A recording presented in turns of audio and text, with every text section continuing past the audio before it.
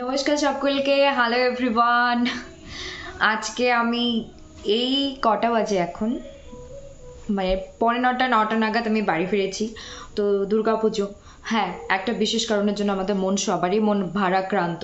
যে ঘটনাটা ঘটে গেছে, যেটা আমরা এখনো ভুলিনি আর ভুলবো না, তার জন্য আমরা সমব্যথী। সমান রকমভাবে আমরা দুঃখী এবং সমান রকমভাবে আমরা বিচার চাই, সুবিচার চাই, তাড়াতাড়ি চাই সবাই। তার মাঝেও আমরা মানুষ।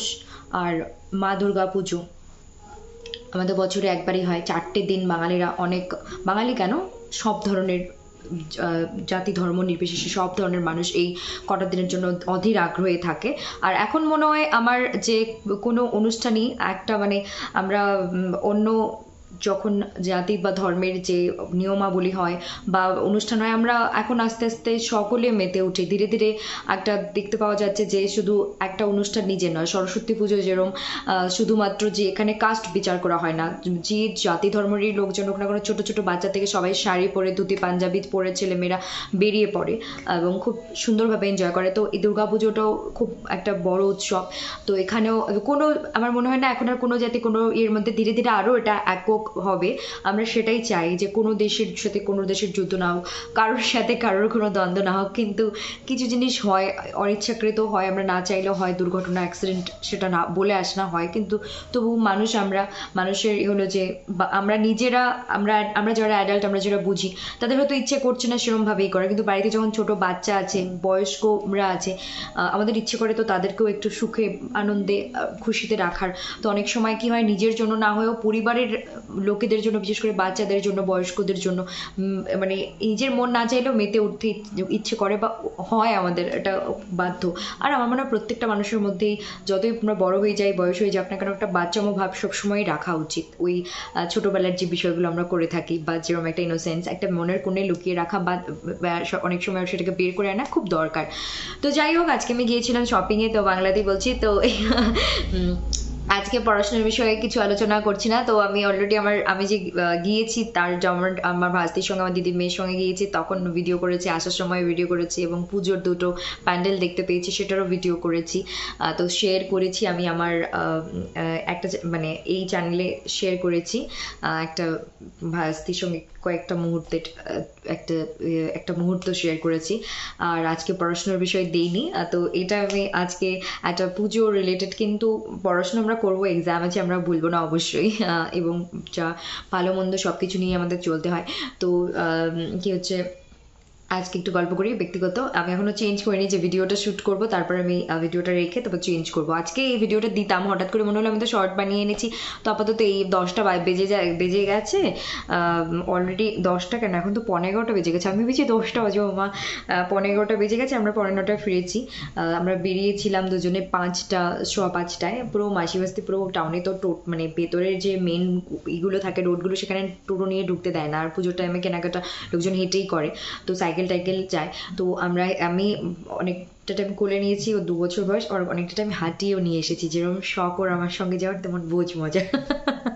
তো যাই হোক, ওভারঅল আমরা খুব, আজকে বলি না, আমি অন্যদিন আমার খুব এমার্জেন্সি কাজ থাকলে, ও যদি থাকে আমার সঙ্গে, খুব বায়না করে যাওয়ার জন্য, আমি যাই। তো এই ধরনের পড়াশোনার ভিডিও পেতে আপনারা অবশ্যই like, comment, share and subscribe করবেন। আর আজকে দুর্গাপুজো উপলক্ষে আমি এর আগে একটা স্যাম্পল হিসেবে শর্ট শেয়ার করেছিলাম, যে আমি পেপার প্রেজেন্ট করেছিলাম, যে একটা বেসিক আইডিয়া পাবে আমার থেকে, যারা ছোট ছোট ভাই বোন আছে, ছেলেমেয়েরা আছে, বাচ্চা কাচ্চারা আছে, তাদের হেল্প হবে। আর আজকে এটা আমি দুর্গাপুজো উপলক্ষেই গতকাল একটা ভিডিও দিয়েছি, যে শর্ট ভিডিও। আর আজকে আমি পুজো বিষয়ে কিছু নিজের বাস্তব এক্সপিরিয়েন্স বলছি, আর যেটাও মনে হয় একটা পড়াশোনারই একটা অংশ। আর এটা কোনো ব্লগ চ্যানেল নয়, আমি জানি, অবশ্যই এটা আমাদের এডুকেশনাল চ্যানেল, কিন্তু আমার মনে হয় যে কখনো কখনো জীবনের সিরিয়াসনেস অবশ্যই সবসময় থাকবে, পড়াশোনা থাকবে, সবকিছু ক্যারিয়ার সবকিছু থাকবে, তার পাশাপাশি একটু এই বিষয়গুলো খুব ইম্পর্টেন্ট আমাদের। তো আমি লাস্ট বাংলাতেই গল্প করছি, আজকে আর হিন্দিতে বলছি না। আমি গল্প করে রাখছি, কার ভালো লাগবে না লাগবে আমি জানি না। আমি পুজো ব্লগ বলে দেবো, যে একটু পুজোর জন্য একটু গল্প সল্প। তো আজকে বেরিয়েছি, বিষয় হচ্ছে যে যখন আমি ক্লাস 6-এ পড়তাম 2006-7 মানে ক্লাস 6-7, তখন আমি প্রথম যখন একটা আমরা টাকা পেতাম, এসসি শিডিউল কাস্টদের বলা হতো, যে 250 টাকা, 50 টাকা, তারপর 200 টাকা, 250 টাকা এরকম পেতাম। তারপর 10 অবধি পেয়েছি। তারপর আমি 11-12-এ কোনো টাকা পাইনি। তো সবসময় বলতো আমার বাবা একজন টিচার, রিটায়ার্ড, তো টিচার যখন ছিলেন ওই জন্য আমরা পেতাম না, আমরা কোনো রকম কোনো সুযোগ সুবিধা যে আমার বাবা চাকরি করে আমি পাবো না। কিন্তু এরমও এমন আছে যে আমার বাবার থেকেও হাই স্যালারিতে আমার ফ্রেন্ডের বাবা চাকরি করতো, তারপরেও তারা সেই সুবিধাটা পেতো। আমি এখানে কাউকে ব্লেম করছি না, কিন্তু পাইনি। তো 10 পর্যন্ত ওই যে 50 টাকা, তারপর 150, তারপর 250, তারপর 500 এরকম পেয়েছিলাম ক্লাস 10 পর্যন্ত। তো তখন থেকে আমার জার্নি শুরু হয়েছে। আমি যখন ক্লাস 6-7-এ পড়ি তখন আমি আমার বাবাকে একটা গেঞ্জি ফার্স্ট গিফট করি ফাদার্স ডে উপলক্ষে। একটা 250 টাকার গেঞ্জি দিয়েছিলাম পরার জন্য। তারপর শার্টের পিস, তারপর প্রতি বছর না হলে আমি গ্যাপে গ্যাপে দিয়ে এসেছিলাম। এবং তারপর হাত খরচের কিছু টাকা জমিয়ে, এবং আরও কিছু আছে বলবো যে মধ্যবিত্ত বলবো না, সব ধরনের মানুষের একটা বিভিন্ন জন বিভিন্ন রকম একা, মানে প্রত্যেকটা ব্যক্তি একক এবং অনন্য নিজের মধ্যেই, তারা খুবই সুন্দর। শুধু আমি মনের সৌন্দর্য, বাহ্যিক সৌন্দর্য, প্রত্যেকে অনন্য, আমি বলছি প্রত্যেকে একক এবং অনন্য। কিন্তু তারপরেও কিছু কিছু থাকে না স্পেসিফিক বিষয়, যে মা এটা শিখিয়েছে, সে তার থেকে এটা শিখেছি, ওটা শিখেছি, বা তো আমাদের কিছু প্রসেস ছিল বা আছে টাকা সেভ করার, মধ্যবিত্ত লোয়ার মিডল ক্লাস আর মিডল ক্লাস ফ্যামিলির যা হয় আর কি। তো সেক্ষেত্রে ছোটোবেলা থেকে ক্লাস 8 থেকে যখন ব্যাচে পড়তে শুরু করলাম, তখন থেকে মা আমাকে একটা বুদ্ধি করে দিল যে বাবার কাছে টিউশনের পড়া নিচ্ছ, তারপর যাওয়া আসা করছো, রিক্সা ভাড়া নিচ্ছ, পড়ছো, খাচ্ছ, সবই ঠিক আছে, নিজের যে তোমার শখের একটা টপ, মানে ড্রেস টপ কিনবে, একটা একজোড়া জুতো কিনবে, একটা কানের দুল কিনবে, সেটার জন্য বাবার কাছে হাত পাতবে না। সেটার জন্য আমার মা একটা স্পেসিফিক ওয়ে বলে দিয়েছিল যে এইভাবে টাকা সেভ করতে হয়। আর সেটা নিয়ে অন্য কোনো দিন গল্প করবো। ওইভাবে আমি আমার শখের জিনিস কিনতাম। মানে ছোটোবেলা থেকে এ পর্যন্ত আমি বাবার কাছে ওই আবদারগুলো কমই করেছি। এমনি পুজোর ড্রেস দিত, পয়লা বৈশাখে কিছু না কিছু দেওয়া, নতুন বস্ত্র দিত, কিন্তু আমি নিজের জন্য একটা কিছু মন চাইলো, দোকানে দেখে পছন্দ হলো বা ড্রেসের ম্যাচিং একটা কিছু পরবো, সেটা আমি কখনোই বাবার থেকে সেভাবে চেয়ে নিতাম না, কিন্তু বরং নিজের যে পকেট মানি বা সেভ করে করে আমি করতাম। তারপর সেখান থেকে এখনো অবধি আমি প্রফেশনালি কোনো কাজ করি না, কিন্তু হচ্ছে আমি প্রাইভেট জবের জন্য এবং যে প্রাইভেট স্কুলগুলো হয় ট্রাই করেছি, এবং ওখানে 1-2 জায়গায় আমার কথা বলাও আছে। তো কি হয়েছে, আমি নিজেই যাইনি এক জায়গায়, তো রিসেন্ট একটা 2 মাস খানেক আগে একটা ইন্টারভিউ দিয়েছিলাম, এবং দিয়ে ওখানে উনি আমার সঙ্গে কথা বলে ওনার ভালো লেগেছে আমার ডিস্ট্রিক্টে, তো ওনারা আমাকে কাজে নিতে চান। আমাকে ওনার যে মেন যে হেড, ওনার ওই যে প্রাইভেট কোম্পানি, ওনার যে হেড, ওনার ফোন নাম্বার আমাকে দেওয়া হয়, সে ম্যাডামের ফোন নাম্বার দেওয়া হয়, আমাকে বলা হয় যে যদি তুমি ইচ্ছুক থাকো তো কন্ট্যাক্ট করো। মানে এরকম একটা বিষয় ছিল। আমি এখানে এরকম বলছি না যে আমি নিজেকে বিশেষভাবে তুলে, ঘটনাটা সত্যি যেটা ঘটেছে সেটা বলছি। মানে যেখানে আমাকে বলা হয়েছিল তোমার এক্সপেকটেশন কত স্যালারির, যেখানে যখন আপনাকে বা তোমাকে দেখে কারোর পছন্দ হয়, কাজের জন্য নিতে চায়, তখনই কিন্তু এই প্রস্তাবটা রাখা হয়। এবং আমি যাওয়ার আগে একটু স্টাডি করে গিয়েছি সেই সম্পর্কে, গুগলে স্টাডি করে গিয়েছিলাম। তারপর হচ্ছে সেই বিষয়টা সম্পর্কে একটু পড়াশোনা করে গিয়েছিলাম, 2-1টা ভিডিও দেখে গিয়েছিলাম। তো যখন তোমাকে স্যালারির বিষয়ে বলবে, সেক্ষেত্রে আমার তো কাজের কোনো এক্সপিরিয়েন্স ছিল না, আমি নিজে থেকে কিছু বলতামই না। আমি বললাম, বলে তুমি কেন নিজের কনফিডেন্সকে কেন লো করছো, তোমার একটা এক্সপেকটেশন, তো মানে কাজের তো কোনো পুরোনো অভিজ্ঞতা নেই, তো আপনারা আমার এডুকেশনাল কোয়ালিফিকেশন বিচার করে যা দেবেন। বলে না তুমি বলো। তখন আমি কি বলবো, আমার তো কোনো কাজের অভিজ্ঞতা নেই, কিন্তু আমি 15 to 25,000 মানে 15,000 থেকে 25,000-এর মধ্যে বলেছিলাম। ওনারা এক কথায় রাজি হয়ে গিয়েছিলেন, ফোন নাম্বার দিয়েছিলেন যে যদি তুমি চাও তুমি কন্ট্যাক্ট করতে পারো। এবং শেষে ইন্টারভিউ শেষে এবং পড়াশুনো এডুকেশনাল কোয়েশ্চেনও করা হয়েছিল, এবং রিয়ালিস্টিক বাস্তব প্রশ্নও করা হয়েছিল। এবং আমার ওখানে গিয়ে কিছু মানে আই ওপেনিং একটা মানে কথাবার্তাও হয়েছিল, যেটাতে আমি নিজেকে আরও ভালো করে, ওখানে অবশ্যই মা বাবার কৃতিত্ব ছিল, আছে, চিরকাল থাকবে, নিজের জন্য লড়াই ছিল, আছে, থাকবে, ঈশ্বরের প্রকৃতির দান ছিল, আছে, থাকবে। তারপরেও আমাদের জীবনে কখনো কখনো কিছু ঘটনা আমাদেরকে আরও বেশি করে যেন সজাগ করে দিয়ে যায়। ঠিক সেরকমই সেই ইন্টারভিউতে যাই আমি, এবং ইন্টারভিউতে গিয়ে আমাকে বলা হয়, তারপর আমাকে বলে যে তোমার সঙ্গে লাস্টে বলে তোমার সঙ্গে কথা বলে খুব ভালো লাগলো। তো আমি বললাম স্যার আপনার সঙ্গে কথা বলে আমারও ভীষণ ভালো লাগলো। তো অবশ্যই আমাকে নাম্বার দেওয়া হয় এবং আমার উপর পুরোটাই ছেড়ে দেওয়া হয় যে আমি কি করতে চাই না যে। তারপর আমি এসে আমার মা বাবার সঙ্গে বুঝি এবং আমি নিজের জীবনে আরও 6টা মাস ওখানে ফোন করেছি, বলেছি যে আমি 6 মাস নিজেকে দেখতে চাই, মানে লাস্ট 6 মাস নিজের জন্য দিতে চাই, তারপর আমি আমার জীবনের একটা বড়সড় ডিসিশন নিয়ে নেব।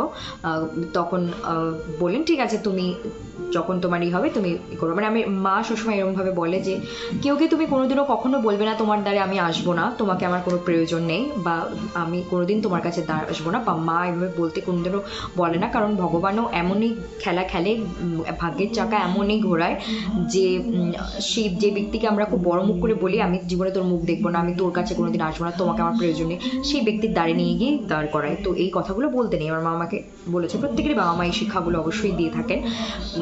তো সেখানে আমাকে বলা হয় এবং আমাকে বলে যে সবসময় একটা রাস্তা রাখবি, মানে কীরকম যে যে কোনো মানে কখন কাকে প্রয়োজন হবে সেই জন্য নয়, একটা ব্যবহারটা ভালো রাখতে তো তোমার তো টাকা লাগছে না, তো তুমি যদি ব্যবহারটা যদি ভালো রাখো তাহলে তোমার পরবর্তীতে একটা রাস্তা থাকছে, তুমি বিপদে পড়ো না পড়ো, প্রয়োজন হোক না হোক, তুমি একটা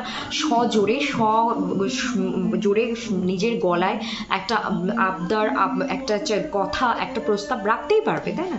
কিন্তু তুমি যদি রাস্তাটাই বন্ধ করে দাও সেটাকে বলা হয় এক ধরনের ডিসিপ্লিন ব্রেক করা, নোংরামিও ব্যবহারের মতো অনেকে অনেকভাবে করে।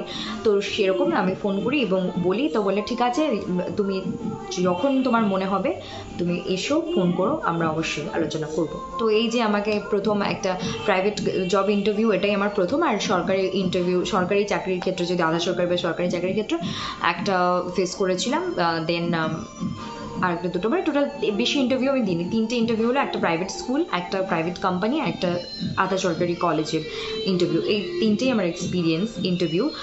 তো খারাপ এক্সপিরিয়েন্স বলবো না, মোটামুটি ভালোই।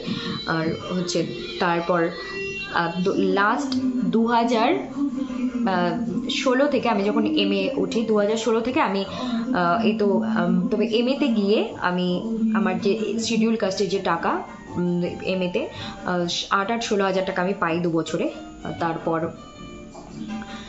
তারপর বাইরে পড়তাম, তো পকেট মানি বলতাম বাবাকে, বাবা এটা লাগবে ওটা লাগবে, কিছু সেভ করে রাখতাম টাকা।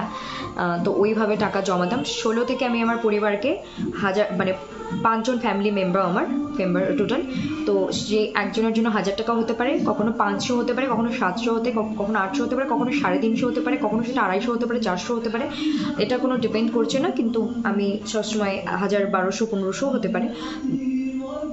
2016 থেকে আজকে 2023 পর্যন্ত সবাইকে কিছু না কিছু আমি দিয়েছি, হয় জামা, নয় জুতো, নয় শার্ট, আমার 5 জন ফ্যামিলি মেম্বারকে এটা মানে দিয়েছি। 8 বছর ধরে কন্টিনিউ করছি। এইবার খুব একটা মানে টেনশনে পড়ে গিয়েছিলাম। টেনশন আমি করি না, মা টেনশন করা পছন্দ করে না, যতই ঝামেলা আসুক টেনশন শব্দটাই মা পছন্দ করে না।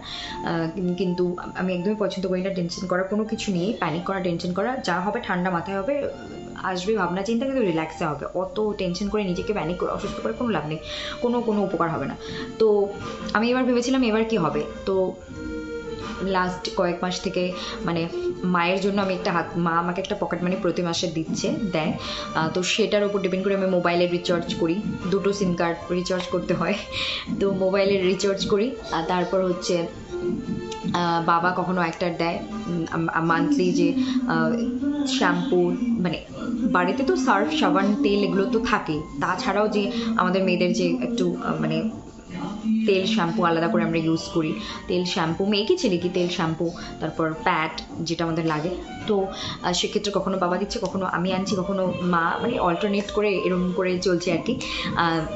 তারপর হচ্ছে আমি এবার ভেবেছি, রিসেন্ট আমি মালদা থেকে এলাম, যেখানে আমার মানে আমি কিনতামই না। আমার 2022-এ লাস্ট পুরো জবরদস্ত শপিং করেছিলাম, 22শে ডিসেম্বরে শপিং করেছিলাম জবরদস্ত।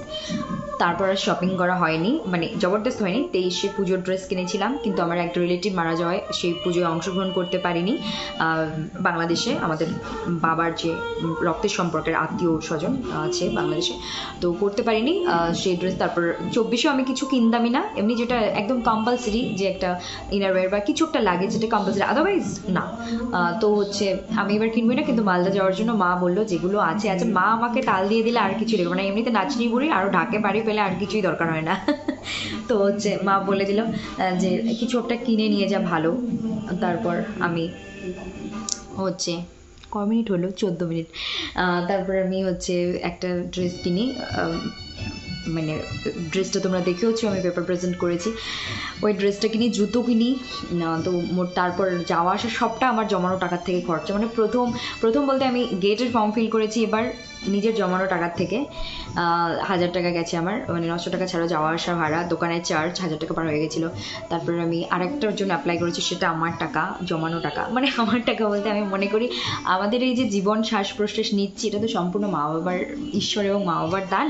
আর তারপরেও আমরা মানে যে উপার্জন করি, আমাদের প্রত্যেকটা উপার্জনের কণায় কণায় বাবা মার অধিকার এক আগে এবং এক নম্বরে। সবার আগে বাবা মার অধিকার, তারপর নিজের, তারপর আদার্স কোনো পার্সনের। তো হচ্ছে কি বলে, আমরা বলি আমি নিজে পায়ে দাঁড়িয়ে গেছি, হেন তেন, আমার যা খুশি তাই করবো, বা এই টাকা আমার, সেটা আমি মনে করি প্রত্যেকটা, আমরা যদিও দাবি করি এটা আমার, এটা আমার, এই যে আমি নিজে পায়ে দাঁড়াইনি, কিন্তু নিজের পকেট মানি, বাবা মারই কোথাও না কোথাও টাকা, পকেট মানি থেকে আমি বলছি এটা আমার টাকা। তো এটা না ছেলেমেয়েরা করতে পারে, কিন্তু বাবা মা কখনোই করতে পারে না। তো একটা ফর্ম ফিল করেছি, তারপরে গেটের জন্য ফর্ম ফিল করেছি, মালদার জন্য আমার নিজের জন্য কেনা, এবং বাবার জন্য জুতো কিনেছিলাম 260 টাকা দিয়ে, একটা মানে জলে ভেজানো যাবে সবসময় ইউজ করা, বাবার জন্য জুতো কিনেছি। তারপর বাবা মা গিয়ে এসেছি, টোটাল মানে টিকিট সহ এরম 5-6 হাজার টাকার মতো খরচা হয়ে গেছে। তো 6 হাজার টাকা থাকলে আমার দারুণ শপিং হতো, কিন্তু না, ওটা বেশি ইম্পর্টেন্ট অবশ্যই। তো তারপর হচ্ছে হলেও তারপর আমি হচ্ছে আমার হাতে তো টাকা নেই, কি হবে না হবে, তারপরেও আর কি আমি খুব কষ্টে মষ্টে আর কি সেভ করে, আমাকে এই আবার না দিলেও মনটা খুঁত করে। আর এটা আমি আজকে যেটা বলছি, এটা আমি আমার ফ্যামিলি নিয়ে বলছি, আমি ফ্যামিলিতে, কিন্তু আমার আদার্স লোকদেরও দেওয়ার একটা ভীষণ রকম একটা ন্যাক আছে, সেটাও আমি কোনো একদিন শেয়ার করব। তো আজকে আমি কী নিয়ে এলাম একটা দেখাচ্ছি, পুজোর ড্রেসের ব্লগ। হচ্ছে তোমার প্রথমে গিয়েই যেটা কিনলাম দিদির মেয়ের জন্য, এই ফ্রকটা, তোমরা বলো কেমন হয়েছে। আমি একটু পিছিয়ে যাচ্ছি। 2 বছর এই কালারের ফ্রক ওর পরা হয়নি, যেটা বেল্ট। তো এটা ভালো করে সামনে থেকে দেখাচ্ছি, দিদির মেয়ের জন্য ফ্রক। আর এই ফ্রকটা যে দোকান থেকে নেওয়া হয়েছে, দিনহাটা জায়গাটার নাম, কুচবিহার ডিস্ট্রিক্টের দিনহাটা। আর আমার এই ফ্রকটা মনে হচ্ছে যে আমি পরে নিই, আমার গায়েও মানাচ্ছে দারুণ। আমি পরে নিয়ে মাকে বলছিলাম, মা এরকম একটা গাউন আমার যদি লং হয়, আমি যদি এনগেজমেন্টের দিন পরি, মানে যখন হবে, তাহলে কেমন লাগবে? মা বলে ভালোই হবে। তো হচ্ছে বাচ্চাদের ড্রেসগুলো এত কিউট হয় যে বলার নয়। এটা একটা ফ্রক জ্যোৎস্না থেকে নিয়েছি। জ্যোৎস্নার আগে একটাই দোকান ছিল, তো এখন 3টে দোকান, জ্যোৎস্নারই শাখা আর কি, ওরা হয়তো রিলেটিভরা মিলেই করছে। তো আমার যখনই আমি জানি যে আজকে যখন আমি বেরোচ্ছিলাম রাস্তাতে, হেঁটে গিয়ে তারপর টোটো করে গেলাম, টোটো নিজে থেকে এসে ডাকলো আমাদের, গেলাম। তো তখন গিয়ে কি হলো ওই বলছে একটা বুনু এসে বলছে, বলে কি আমার দিদির মেয়ের সঙ্গে কথা বলে, তবে বলছে দিদি তুমি তোমার জামাগুলো কোথা থেকে কেনো? আমি বললাম কেন? বলে তোমার না, তুমি যাই পরো আমার খুব ভালো লাগে। তো আমি এর আগেও এরকম হয়নি তা নয়, কিন্তু আজকে পুজোর জন্য গিয়ে কী হয়েছে তাই একটু শেয়ার করছি তোমাদের সঙ্গে। বলছি কেন? বলে কি তুমি যাই পরো আমার দারুণ লাগে, আমি জানি তুমি বাইরে থাকে নাও। আমি বললাম না, যখন আমি মালদা 2.5 বছর ছিলাম, আমি যেখানেই থাকি, সে কুচবিহার ডিস্ট্রিক্ট হতে পারে, মালদা হতে পারে, বা নিজের যে গ্রামের বাড়ি বা দিনহাটা, মানে যেখানেই থাকি, আমি একটা করে আমি দোকান মানে গিয়ে না কয়েকদিনের মধ্যে আমি বুঝে যাই যে আমার কোন দোকানে আমি আমার মনের মতো জিনিস পাবো। আর একটা ড্রেসের দোকান, মানে কোথায় জুতো নেবো, কোথায় ড্রেস নেবো। জুতো যদিও আমি আগে ফিক্স ছিলাম এলিট, অনেক কয়েক বছর এলিটের জুতো ছাড়া পরতামই না। তারপর তখন দেখলাম এলিটের জুতো নিয়ে যখন আমি তুলে রাখছি, তখনও ইউজ করি বা না করি জুতোগুলো নষ্টই হয়ে যাচ্ছে। আমি এলিট তারপর একটু কমিয়েছি, আমি কোনো কোম্পানির নামে কিন্তু কিছু করছি না। তারপর আমি জুতোর শ্রী লেদার্স থেকেও জুতো মালদায় কিনতাম। তারপর খাদিম থেকে প্রচুর কিনেছি। আর অজন্তা, খাদিম, বাটা, এগুলো আর কি, যেগুলো মানে খাঁটি আর কি, যেগুলো টেকসই। Ajanta and Bata all time flight, এগুলো খুব টেকসই জুতো, মানে ছোটোবেলা থেকে একটু কিনতে একটু হয়েছে। এটা ফ্রক দেখালাম, তো বললো যে কোথা থেকে? আমি বললাম যে জ্যোৎস্না। আর জ্যোৎস্না ছোটোবেলা থেকে একটা দোকান ছিল, তো এখন তো 3টে দোকান হয়েছে। বলে কি ডাকাত, সবাই বলতে ডাকাত। যখন আমার জন্ম হয়েছে, জন্মের পর যখন আমাকে প্রথম জামা পড়ায়, মা বলে যে আমরা ওই যে ডাকাত ডাকাত সবাই বলে, মানে খুব দাম বেশি যারা নেয় তাদেরকে বলে ডাকাতি, দিন ডাকাতি দিচ্ছ, রাত ডাকাতি দিচ্ছ। তো ওই ডাকাত দোকান থেকেই আমার প্রথম ছোটোবেলার ড্রেস গায়ে ওঠে, এবং তখন থেকে আজ অবধি আমি মনের মতো জিনিস ওখানে ছাড়া পাই না। আমি পেপার প্রেজেন্ট করতে চাই, আমি আমার নিজের ডিস্ট্রিক্ট না, আমি কোনো জায়গাকে কোনো বিজনেস কোনো কোম্পানিকে ছোট করছি না, করছি না, সবাই দারুণ, সবার পছন্দই এক নয়, আলাদা আলাদা। তো কি হয়েছে, আমি জানি যে আমি পেপার প্রেজেন্ট করতে যাবো, এরকম একটা ড্রেস আমার চাই।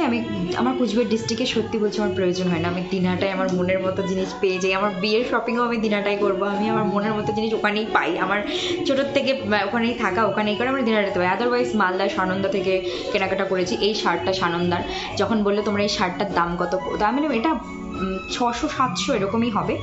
আর হচ্ছে এই রিসেন্ট একটা নিয়ে গেলাম, এটা 560 টাকা নিয়েছে শার্টটা। আর হচ্ছে জুতো নিয়েছিলাম, নতুন প্যান্ট নিয়েছিলাম। তো বললো তুমি যাইপুর আমার দারুণ লাগে, কোথা থেকে? বললাম জ্যোৎস্না, মিও আমর আছে দিনাটায়, মিও আমরের পাশে একটা ব্লাউজের দোকান, ওটাই জ্যোৎস্নাদের শাখা, ওখানে ব্লাউজ সায়া পাওয়া যায়। তার পাশেই আমাদের মেয়েদের বাচ্চাদের ডিজাইনার ড্রেস, ওই দোকান থেকে এই ফ্রকটা আমার দিদির মেয়ে।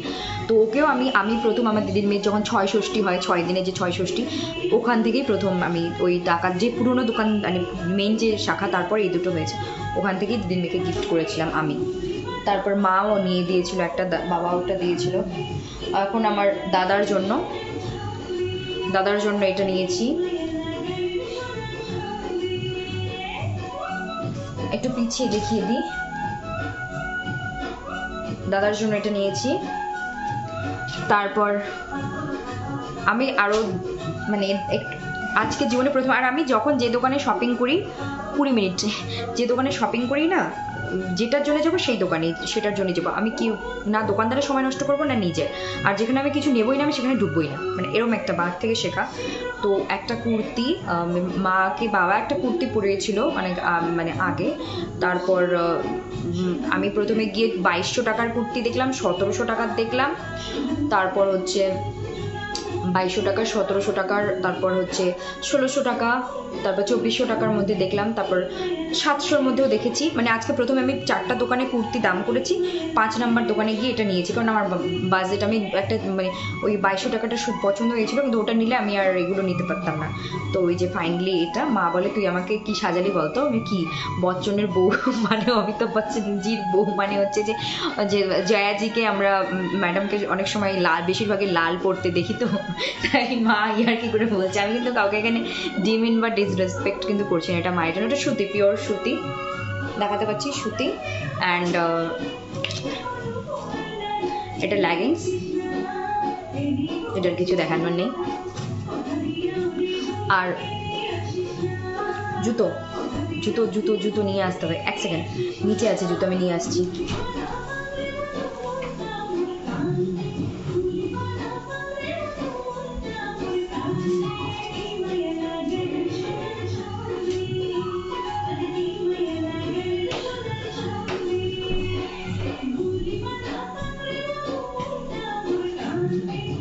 এটা বাবার জন্য জুতো, এটা দিদির জন্য জুতো, মানে যার যেটা নেই তার জন্য সেটা নিয়ে এসেছি। এটা বাবার, এটা দিদির। এই জুতো ডাবার উপর রেখে দিলাম, মা বিছানার উপর জুতো থেকে মা পুরো বকে দেবে। তো এই হলো আমার মানে কুর্তিটা মায়ের জন্য। মাকে আমি মা আমি প্রাইভেট হোক আর সরকারি হোক কিছু একটা জয়েন করলে তারপরে আমি তোমাকে 2400-2200 টাকা তবে দেবো। এর আগে আমি মাকে সারিয়ে দিয়েছিলাম অবশ্যই, সেটা কখনো 1000 টাকার মধ্যে, 1000 টাকার উপরে। তো যাই হোক, এইটুকু নিজের থেকে জমানো টাকা থেকে দিতে পেরে খুবই আমি আপ্লুত, আনন্দিত। আর এই গ্রিলগুলো যে পিছনে দেখতে পাচ্ছ বা পাচ্ছেন আপনারা, এগুলো নিচে জুতোর বাক্স আছে, হ্যাঁ এই যে জুতোর বাক্সের উপরে রেখেছি, বিছানায় না, মা দেবে। এই গ্রিলগুলো মা বলছিল ঘষ ঘষ ঘষ, মানে পয়সা কর। আর ছোটোবেলার থেকে পকেট মানি, অনেকগুলো উপায় আছে, বাড়িতে থেকেই মানে এই করে কাজ করেই করেছি। তো এই গ্রিলগুলো মা আজকে সকাল কটার থেকে শুরু করেছে। আমার এখানে 3টে জানালা আছে কি ঘরে, 3টে, ওদিকে একটা, 4টা, 5টা, 6টা গ্রিল মুছেছে। আর মায়ের কাজ কি, মা ঠাকুরের কাঁসার বাসন হোক বা স্টিলের বাসন বা এগুলো, মানে অনেকে আছে না যে কাজের লোক, মানে যারা দিদি মাসিরা বাড়িতে বাড়িতে কাজ করেন, ওনারা হোক বা আমরাও, যারা অত পরিশ্রম করতে যাব না, মানে অত ঘষতে গিয়ে যায়, এগুলো ব্যথা হয়ে যায়। মানে মার এমন পরিষ্কার চাই, আয়নার মতো যদি কাঁসার বাসন পিতলের বাসন চকচক করে না জ্বলে, তেঁতুল দেবে, লেবু থাকলে লেবু দেবে, তারপরে মাছ বেশি, আয়নার মতো যদি না জ্বলে মার পোষায় না। আমার মাচা, দিদি মাচা পছন্দ হয় না, যদিও আমরা মায়ের মতো করার সবসময় চেষ্টা করি, কিন্তু মা তো মাই হয়। আর এই যে গ্রিলগুলো, এগুলো মা আজকে পরিষ্কার করেছে, চকচক চকচক করছে। আর আমাকে কয়েকদিন ধরে বলছে গ্রিল পরিষ্কার কর, গ্রিল পরিষ্কার কর। আমি বললাম আমি পর্দাগুলো সব কেচেছি, সমস্ত জানলা দরজার পর্দা কেচেছি, শুকিয়েছি, আর এগুলো টানাইনি, টানাবো। তারপর হচ্ছে আমি বয়াম, মানে মুড়ি রাখা ডাব্বা ঠাব্বাগুলো ধুয়েছি, আরও বাকি আছে, অনেক কিছু আছে। ডাইনিং টেবিল মুছেছি, নতুন পেপার টেপার, তারপর টেবিলের যেটা টেবিলের হয় কাপড় হয় ওটা পেতে দিয়েছি। তারপর ঘর ঝেড়েছি। মা ওই যে দরজাগুলো আছে না, জানালার এগুলো আছে না, জানালার এগুলোও পরিষ্কার করেছে, মানে জানলার কপাটগুলো যে আছে, দরজারও। প্রচুর কাজ করে আজকে ভাত খেয়েছে মা 4:30 5টার সময়, সকাল 10টায় শুরু করেছে। তারপর একজন পাশের বাড়ির দেখে বলছে, মার বয়স 50, যাই হোক, পাশের বাড়ি বলছে যে তোমাকে সেই কখন কাজ করতে দেখছি, এখনো বিকেল 4, এখনো কাজ করতেছো। ওনারাও গরু ঠরু বাঁধেন, আমাদের বাড়ির চারপাশে ফাঁকা মাঠটার জায়গা টাকা আছে, আমাদের বাড়িতেও ঘাস আছে প্রচুর সামনে, তো গরু টরু নিয়ে আসবে, এখনো কাজ করছো, সেই তখন দেখে গেছি। এনার্জি তবু আমরা মায়ের মতো হওয়ার চেষ্টা করি, হতে তো পারি না, কিন্তু ওনারা তো ওনারাই, ওনাদের মতো হওয়া সাধ্য। আর হচ্ছে আর কি করেছি, তারপর হচ্ছে আমরা মাসি ভাস্তি কেনাকাটা করলাম, বিস্কুট চকলেট ওকে কিনে দিয়েছে, আমি যদিও বাইরের জিনিস এখন খাই না ধরতে গেলে, আরও অনেক কিছু বলার আছে। আর হ্যাঁ, উপার্জন কী করে গেলো, ওটা তো পকেট মানি গেল। আর আমাদের বাড়িতে আমি একটা বলি, এটা অনেকেই নিজের বাড়িতে খাটতে পারবে। আমার মায়ের বুদ্ধি যে তুমি যদি মানে তুমি মধ্যবিত্ত ফ্যামিলির মেয়ে বা নিম্ন মধ্যবিত্ত পরিবারের মেয়ে, আমরা কি মানুষের বাড়িতে বাসন মাজতে পারবো না? কারণ আমরা মানে আমাদের ঠাকুরদাদা, তার বাবা শিক্ষক ছিলেন, তো বাবা শিক্ষক, তো তোমাকে শিক্ষক শিক্ষিকা বা কিছু একটা লিখে টিকে করে খেতে হবে। আমরা বাইরে গিয়ে কাজ করলে ওটাকে বলবে, মানে আমি কোনো প্রফেশনকে ছোট করছি না, নিজের জীবন জীবিকা নির্বাহ করার জন্য সব কাজই সুপার, এর উপর কোনো কথা হবে না। কিন্তু তারপরেও কি হচ্ছে, আমি ছোটোবেলায় যে পকেট মানি, এক তো টিউশনে যেতাম, তো আমাকে একটা মা, আজ বলেই দিই বুদ্ধি, ক্লাস 8 থেকে ব্যাচে পড়তে শুরু করি, বাংলা, ইংরেজি, অঙ্ক, তারপর ক্লাস 9-10-এ মাধ্যমিকের আগে টিচার 7-6টা সাবজেক্ট, ততটা টিচার, তারপর উচ্চ মাধ্যমিকে ওরকম 5টা সাবজেক্ট 5টা টিচার, বা একটা সাবজেক্টের জন্য 2টো সায়েন্সে পড়তাম আমি। তো ওরকম টিচাররা কেউ 400 নিত, কেউ 300 নিত, যারা 300 নিত, কোনো স্যার হাই স্কুলের টিচাররা একসঙ্গে 10 জন 15 জন 25-30 জনকে পড়াচ্ছেন, ওনাদের কিন্তু বেতনের অভাব হয় না, মানে টাকার অভাব হয় না। হ্যাঁ, ওনার অনেক টিচাররা বলে দেন যে আমরা কিন্তু যাদের আর্থিক অবস্থা অসুবিধে 300 টাকার জায়গায় আমি 200 করে নেবো বা 250 করে, যারা ভালো তারা মুখের উপর বলে দেয়। আবার কেউ মুখের উপর বলে না। তো মা আমাকে শিখে তো প্রাইমারি স্কুল টিচারের মেয়ে, আর ওনারা তো 1 জন 2 জনকে না 400 করে মানে ব্যাচ পড়ায়, একটা করে ব্যাচে 20 জন 25 জন 30 জন থাকে, এবং পরে সকাল বিকেল বা অনেকগুলো ব্যাচ থাকে। তো তুই তো আর সেরকম তো প্রাইমারি স্কুল টিচারের মেয়ে, আর নুন আনতে পান্তা ফুরোয়, তো যে তুই স্যারদের বলবি যদি 400 নেয় তুই 300 দিবি, যদি 250 নেয় তুই 200 দিবি, যদি 300 নেয় তুই 250 দিবি, এরম করে। মানে যতটা টিচার, তাহলে মাসে যদি 5 জন টিচারের থেকে 100 করে 500 টাকা সেভ হয়, তাহলে আমার শখের জামা, শখের ইয়াররিংস কিনতে পারবো, এবং সেটা সৎ পথে। বাবার কাছ থেকে তাই নিচ্ছি, মিথ্যা নয়, বাবা জানে সেটা, মা শিখিয়েছে যে তোর তো মেয়ে মানুষ, পকেট মানির দরকার হয়, খরচার দরকার, তো ওই ওরকমভাবে। কিন্তু অবশ্যই সেটা বলে, এখানে কোনো অন্যায় নেই, টিচাররাও অনেকে পড়ান করেন, অনেকে তো ফ্রিতে, আমার বাবাও অনেকে ফ্রিতে পড়িয়েছে, গাইডলাইন্স বলে দিয়েছে। এবং একজন মানে বিশিষ্ট ব্যক্তি আমাদের বাড়ির এখানে, ওনারা 7বার ফেল করেছিলেন, তো কতবার ফেল করেছে সেটা ম্যাটার করে না, তারপর চাকরি পেয়েছে, আমার বাবার কাছে পড়ে পাশ, বাবার বন্ধু, বাবার থেকে বয়সে সমান হয়েও ফেল করে বাবার কাছে পড়ে পাশ করে চাকরি করেছে, নিজের মেয়েকে হাই স্কুল টিচার দিয়ে বিয়ে দিয়েছে, এডুকেটেড করেছে, ছেলেও এডুকেটেড, খুব ভালো একটা অনলাইন মানে সাইবার ক্যাফে সার্ভিস দিয়ে ভালো খাচ্ছে, উপার্জন করছে, ভালো আছে। তো পেনশন ওনারা আটকে গিয়েছিল, মানে পেনশন আটকে গিয়েছিল, এবং বাবা অনেকগুলো মানে অনেকে কাছে অনেকের জানা আছে বিষয়গুলো, তো পেনশন আটকে গেছিলো কি অনেক কিছু মানে কেস টেস করার পর তারপর মানে পেলো। আমার বাবার কাছে প্রতিদিন আসতো, মানে এই যে লাস্ট আমি বছরখানেক ধরে দেখছি আসছে যাচ্ছে কোনো আসতো, কথা বলতো, যেহেতু মানে বাবার কাছ থেকে গাইডলাইন্সগুলো নিয়ে যেত। তারপর একবারে ওনার পেনশন 15 লাখ টাকা উনি পেলেন, এবং হচ্ছে ওনার এখন প্রতি মাসে পেনশন চালু হলো, আবার যেটা জমা হয়েছিল 15 লাখ সেটা উনি পেলেন। তো আমাদের আজকে ইনভাইট করে গেছে যে আমার কিন্তু এটা প্রথম পেনশনের টাকা দিয়ে পুজো হবে বাড়িতে, তোমরা যদি কেউ সবাই না আসো কিন্তু খুব খারাপ পাবো। তো আমার বাবা মানে আমাকে মাকে বাইরেই দেখা পেয়েছে, তো বাড়ির ভিতরে আসতে হবে। তো মা বললো না এখানেই বলুন, আর যদি আসেন তাহলে আসুন। তো বললো না তাহলে আর ভিতরে যাই না, আমাদের মানে আমরা যারা মোনা টোনা যারা আছে সবাইকে নিয়ে কিন্তু আসবে, নয়তো কিন্তু খারাপ পাবো, প্রথম পেনশন দিয়ে পুজো হবে। তো এই ধরনের গাইডলাইন্স, এই ধরনের মানে অনেকের কিছু ছিল না। কচু খেয়ে আসতো, জাম্বুরা খেয়ে আসতো, মানে তাদেরকে বিনা পয়সায় গাইড করা, বা হিসাব জানতো না যারা আজকে হয়তো আমাদের বাজারের মধ্যে দাপিয়ে ব্যবসা করে খাচ্ছে, তার জন্য তো কাউন্টিং দরকার। বাবা সায়েন্সে খুব ভালো স্টুডেন্ট ছিল, তো নাম করা গোটা আমাদের এই অঞ্চল জুড়ে সবাই জানে সেটা। তো সেক্ষেত্রে বিনা পয়সায় পড়ানো, পড়িয়ে তারা আজকে করে খাচ্ছে, এটাই তো ঠিক। সেরকম যাদের কাছে আমরা পড়েছি ওনারাও সবার আর্থিক অবস্থা তো খারাপ নয়, ওনারা পড়ান, চাকরি করেন, প্লাস পড়ান। এবং আগে কি এখনও মানে হাই স্কুল টিচার, কলেজের টিচাররা দাপিয়ে চাকরি করে, দাপিয়ে টিউশন পড়ে। টিউশন একটা ওদের একটা ভালো একটা ইনকাম সোর্স, কিন্তু তো ওটা আমরা ডিনাই করতে পারবো না, অস্বীকার করতে পারবো না। তো ওরকমভাবে আমি আমার পকেট মানি ক্লাস 8 থেকে জমিয়েছি। তারপর কলেজেও পড়তে গিয়ে আমি তাই করেছি। কলেজে কেউ 500 নিলে আমি 400 দিতাম, বলেই দিতাম।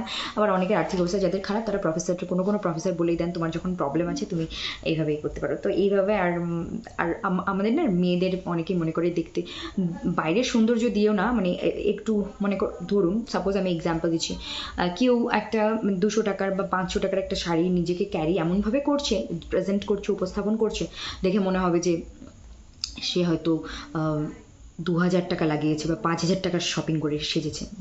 এরকমটা নয়। কেউকে যদি 200 টাকার 500 টাকার জিনিসে এত সুন্দর লাগে বা মানুষের চোখে ভালো লাগে, সেটা তার ক্যারি করা, এবং সত্যি তাকে ভালো লাগছে জন্য তাই লোকজন দেখছে, কেউ জ্বলছে, কেউ দেখছে, কেউ ভালোবাসছে, কেউ ভালো লাগছে কারোর, কিন্তু কেউ আবার হিংসে করছে, ওকে। তো সেক্ষেত্রে তাদের আর মেয়েদের একটা যখন তারা দেখে মানে মধ্যবিত্ত ওই বিষয়টা না আছে, আমরা যতই বলি পুরুষতান্ত্রিক সমাজ কি আর কি, ওই বিষয়টা মানে মেয়ে মানুষ যদি একটু করে যে কোথার থেকে টাকা পাচ্ছে, একটা অসৎ দৃষ্টিভঙ্গির দিকে তাকানো হয়। তুমি যতই সৎ হও না কেন, আর তুমি যতই অ্যাডাল্ট হও, যতই তুমি বলো এই যুগে এসে তুমি যদি বলো যে না আমার কোনোদিন কোনো বয়ফ্রেন্ড ছিল না, এখনও নেই, বা কেউ বিশ্বাসই করবে না, করবে না, সেটা তাদের ব্যাপার। কিন্তু আমরা নিজেরা জানি যে ঈশ্বরের কাছে আমি জানি যে আমি কতটা সৎ, আমি কতটা ভদ্র, আমি কি নই। উপরে একজন সবার আছে যার কাছে সবার হিসাব হচ্ছে, ভালো মন্দ সবটারই ফলাফল সবই দেবেন উনি সময় মতো, কেউ বাদ যাবে না, না আমি ছাড় পাবো সেখান থেকে, না আপনি ছাড় পাবেন। কিন্তু মানুষ আপনার চরিত্রে মিথ্যে কলঙ্ক লাগানো, মিথ্যে রটানো, মিথ্যে বলা, ওটা ওনাদের ডিউটি। তো যখন আমার বাবাকে নিয়ে অনেক প্রত্যেকেরই জীবনে আছে, আমি এটা নতুন করে আমি আর আলাদা কোনো অন্য গ্রহ উপগ্রহ থেকে আসিনি, আমিও এই পৃথিবীরই মানুষ। তো আমার ফ্যামিলি আমার নিয়ে মানে মিথ্যা রটানো, বলা, তো যারা মিথ্যে বলেছে তারা মিথ্যে পথে নিজেরাই কখনো না কখনো ঠিক চলে গেছে বা চলে যাবে, বা গেছে যাবে এরম। আর যারা সত্যি বলে গেছে আমি মনে করি তারা সেইভাবেই টিকে আছে বা টিকে থাকবে, বা যাওয়াটাও তাদের সেরকমই হবে। যাই হোক, তো বিষয় হচ্ছে যে এই হলো আর সেটা একটা। তারপরে আমি ছোটোবেলার থেকে এই যে কাজগুলো ছোটোবেলায় যখন আর কি আমার যেমন দিদির মেয়ে খুব মানে খুব আর কি অ্যাক্টিভ, মানে এখন থেকে ও এত বড় মানে একটা জগে ভর্তি জল থাকলেও নিয়ে গিয়ে দিতে পারে, মানে ওর চেহারা দেখলে মানুষ মানে হয় না যে স্ট্রেংথ আছে, কিন্তু বাইরে থেকে দেখলে মনে হয় কিছুই খায় না, কিন্তু ও যেটুকু খাবার খায় স্ট্রেংথটা আছে। মানে ও যখন আমাদের উপর ওয়েট দেয়, মানে এই যে সবাই বলে না একটা না মোটা মোটা মোটা রোগা রোগা রোগা, এই যে ধারণাগুলো, আমার বাবা বাজারে গেলে প্রতিদিন একজন না একজন কেউ না কেউ সকালে বা সন্ধ্যায় বলবে কিরে বন্ধু বান্ধব হোক বা বয়স বড়, কিরে তোর চেহারাটা কেন এমন হয়েছে। মানে ওনারা চান যে ভুঁড়ি একটা বেরোবে, ফিটিংস জামা পরবে, মানে আমার বাবার চিরকাল ড্রেস ঝোলাঝালা, মানে ঢ্যালেং পোশাক যেটাকে বলি আমরা। আমার বাবার পোশাকের প্রতি কোনো রকম কোনো তাক মানে গোছ গাছ বা একটা টিপটপ ওই ব্যাপারটা নেই। বাবা একটা চিরকালেরই, বাবা মাস্টারের ছেলে হয়েও সাইকেল, এখন নিজে মাস্টার হয়েও সাইকেল, রিটায়ার হয়েও সাইকেল, দুদিন পরে মেয়ে কী করবে না করবে যায় না, নিজের ধারা নিজে বজায় রেখেছে।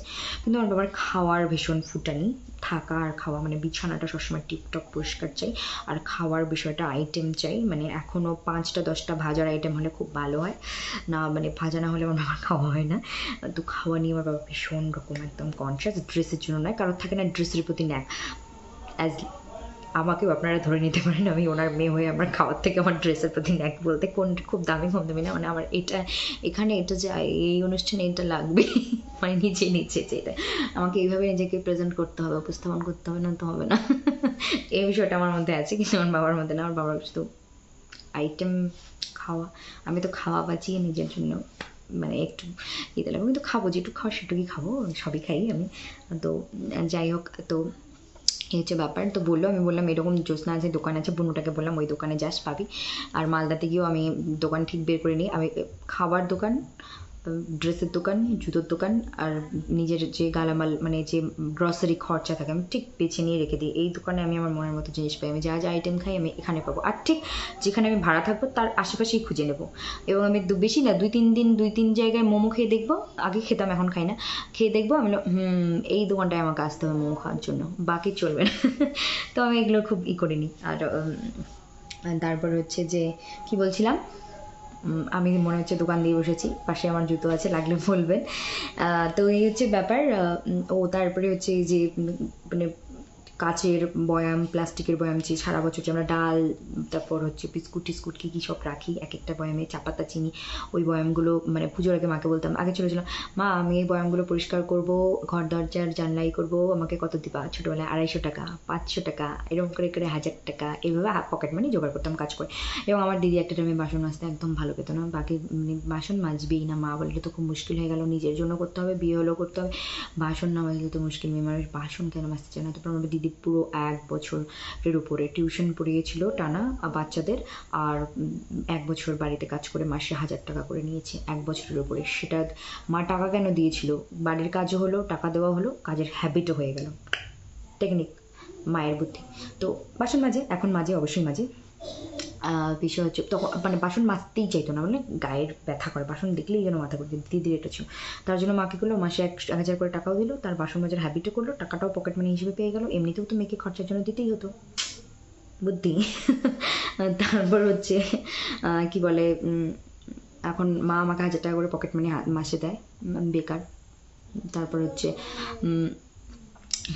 কি বলে, তো ঠাকুরের কৃপায় কি হয়, এবং হ্যাঁ এইভাবে যে চলতে পারি, করতে পারি, অনেকেই অনেকভাবে সন্দেহ করেন বা করতে পারেন বা করেই থাকে বা মিথ্যে রটিয়েই দেয়। আমি 2-3 জনের কাছে শুনেছিলাম, মানে যারা বলেছে তারাই একটু ওই কোয়ালিটির, যে অ্যাজ ইফ আমি আমার বয়ফ্রেন্ড আছে, যেটা আমি নিজেও জানতাম না কে, এমনও রটিয়ে দেওয়া হয়েছে, মানে কি বিয়ে ঠিক হয়ে গেছে, আমিও জানি না কার সাথে আমার বিয়ে ঠিক হয়েছে, যদি সেই ব্যক্তিটা আমি জানতাম তাহলে খুব ভালো হতো।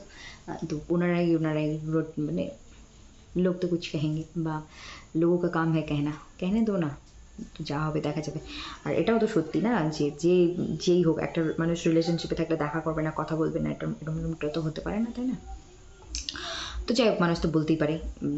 আমি যে আজকে ভাস্তির সঙ্গে গিয়েছিলাম, মানুষ বলতেই পারে আমি অন্য কারোর সঙ্গে গিয়েছিলাম, এটা এখন তাদের ব্যাপার। কিন্তু ওপরে উনি দেখেছেন আমি কখন কোথায় কটায় ছিলাম, কোন সিসিটিভি ক্যামেরার তলায় ছিলাম, কোন রোডের তলায় ছিলাম, কখন ছিলাম, সবই তো ভগবান সাক্ষী দেখেছি।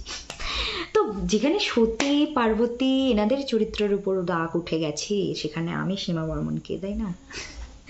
তো যাই হোক, অনেক কিছু বললাম। তো এই যে মেয়েরা, আমরা যদি ছেলেদের থেকেও বেশি মেয়েরা যদি সেভিংস করে এইভাবে চলতে পারে সৎভাবে, মানুষ অনেক সময় একটু ওই নেগেটিভ দিকেই চিন্তা ভাবনাটা নিয়ে যায়। কিন্তু এটাও বোঝার থাকে যে সৎ তো সে সৎই, যে ভদ্র তো সে ভদ্র, যে ভালো তো সে ভালো, সেটার জন্য নতুন করে আর কিছু জানান দেওয়ার নেই। এই হলো বিষয়বস্তু। 2024 শপিং আমি দেখিয়ে দিলাম।